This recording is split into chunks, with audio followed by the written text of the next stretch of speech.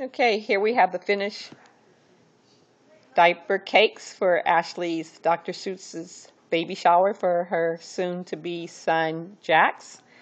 This one here is going to be on her table. The one that has Jax, it's a boy. That one's cute. They're all very, very pretty. They're all very pretty. Okay.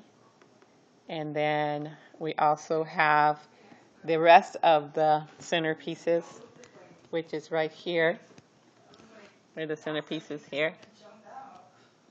So, and then these will go on the table also. She has written Jax, the date of the baby shower. It's a boy. Yeah, those are really cute too. Okay, so good job.